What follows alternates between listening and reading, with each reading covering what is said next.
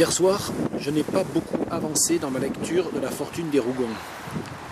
J'ai lu une quinzaine de pages. Pas mal de boulot en ce moment.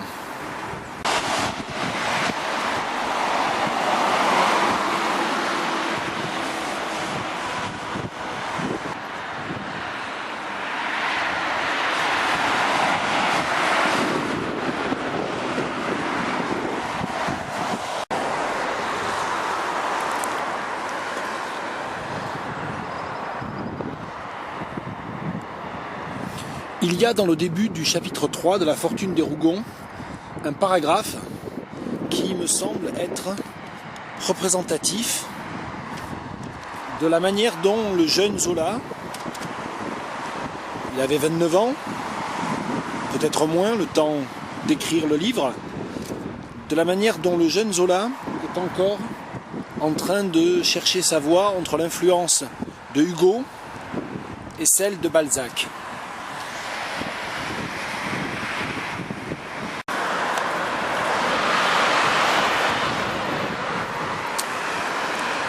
À Plassans, dans cette ville close où la division des classes se trouvait si nettement marquée en 1848, le contre-coup des événements politiques était très sourd.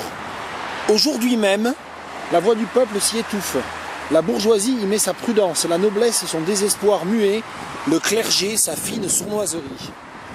Que les rois se volent d'un trône ou que les républiques se fondent, la ville s'agite à peine. On dort à Plassans quand on se bat à Paris. Mais la surface a beau paraître calme et indifférente, il y a au fond un travail caché très curieux à étudier. Si les coups de fusil sont rares dans les rues, les intrigues dévorent les salons de la Villeneuve et du quartier Saint-Marc. Jusqu'en 1830, le peuple n'a pas compté.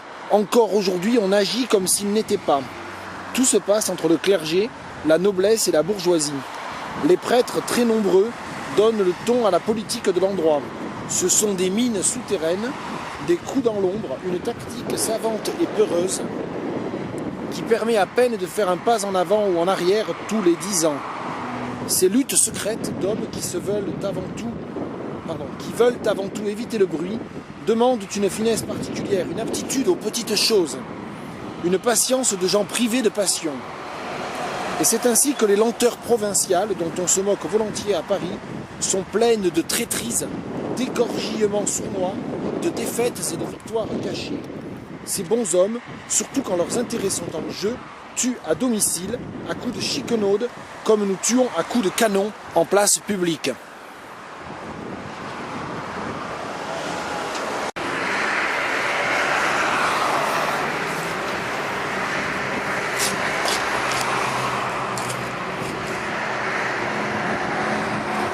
Ce paragraphe que je viens de lire, que tout le monde peut trouver très facilement, il existe de nombreuses éditions évidemment en ligne, gratuites, consultables facilement, de Rougon-Macquart. Ce paragraphe commence avec une tonalité hugolienne.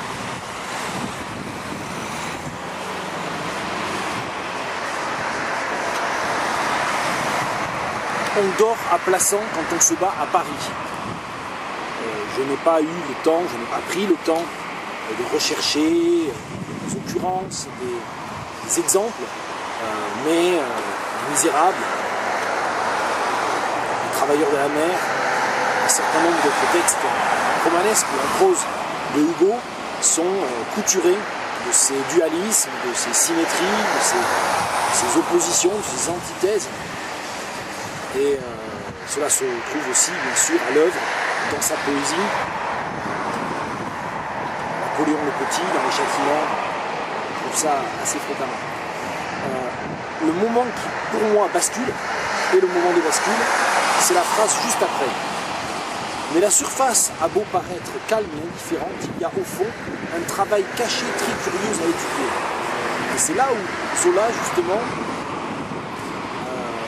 finalement vient, j'allais dire plaquer, mais c'est pas du tout ça en fait. Je ne trouve pas de meilleurs mots parce que j'improvise évidemment, comme hier. Il vient mêlé, parce qu'il ne le substitue pas non plus. Les deux fonctionnent en permanence, en sourdine dans le texte.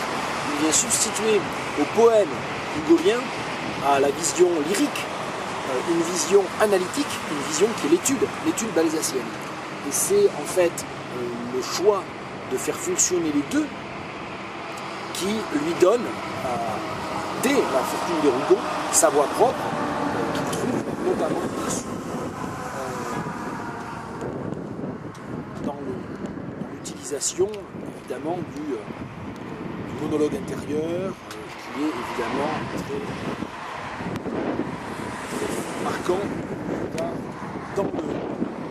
dans le même chapitre, 4 pages plus loin, page 77 dans l'édition de la Pléiade. En moins de 15 jours, les Rougon furent plus royalistes que le roi. Le marquis, en voyant le zèle de Pierre, s'était finement abrité derrière lui. À quoi bon se mettre en vue quand un homme à fortes épaules veut bien endosser toutes les sottises d'un parti?